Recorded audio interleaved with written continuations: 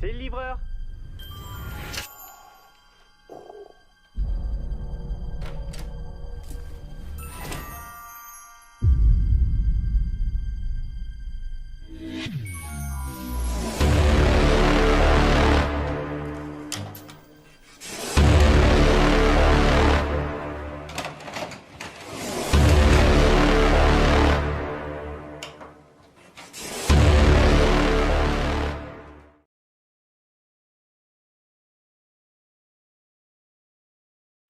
Allô Monaco, ici Saint-Etienne, 2 minutes 30 secondes de jeu seulement, et tout de suite une tête de Zanon qui fait dresser le cheveu des Messins. Alors ces Messins repartent à rebrousse-poil et Raspolini met tout de suite Jean Castaneda à l'ouvrage. 0-0, mais seulement 4 minutes de jeu. Allô, ici Monaco, Saint-Etienne, en tous les cas, regardez Didier, pas de problème, les Verts sont maîtres et même gamètres de la situation.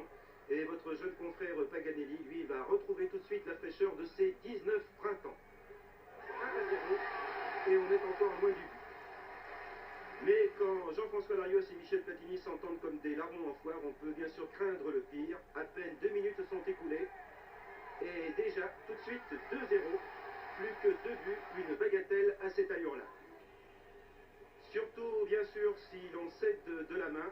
Et tout de suite, ce point de Platini sera justement refusé par l'arbitre M. Bakou.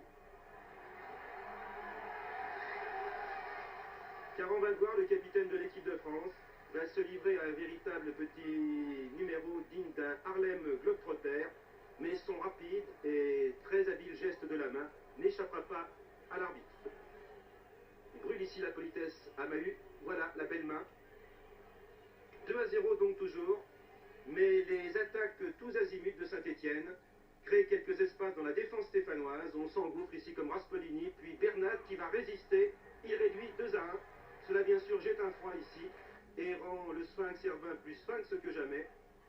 Mais 30 secondes plus tard, les Verts repartent en campagne et Platini tient à nous laisser des regrets. 3-1 et seulement 30 minutes de jeu. Reste bien sûr 60 minutes d'espoir, ce qui donne encore plus de muscles et surtout de puissance. Regardez à Jean-Louis Zanon, 4-1 à la 35e minute.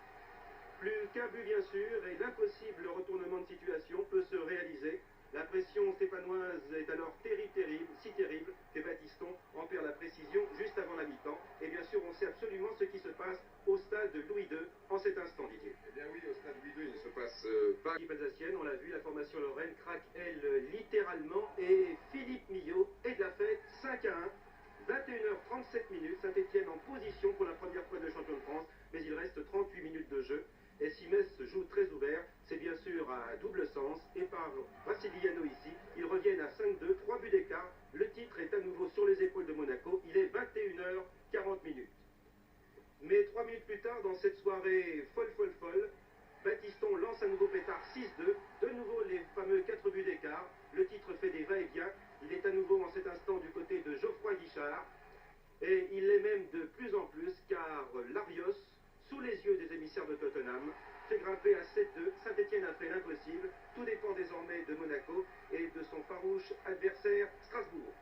Eh bien Monaco, Georges Dominique, pour Monaco devant le RC Strasbourg, il reste 29 minutes de jeu. Et si ici à Saint-Etienne on aurait pu en prendre un coup au moral, eh bien non, le feu d'artifice se poursuit 8-2 grâce à un deuxième but de Millot. Ettoré n'est pas content, c'est le gardien messin, à ne pas confondre bien sûr avec Ettori, votre gardien de but à Monaco. Heureux ou pas, cela ne contrarie aucunement Larios, regardez, et son compère Platini. Tout de suite, 9-2. Allô Paris? À vous. Allô Paris, est-ce que Saint-Etienne peut me rendre l'antenne? S'il vous plaît. La voici. C'est terminé à Saint-Etienne.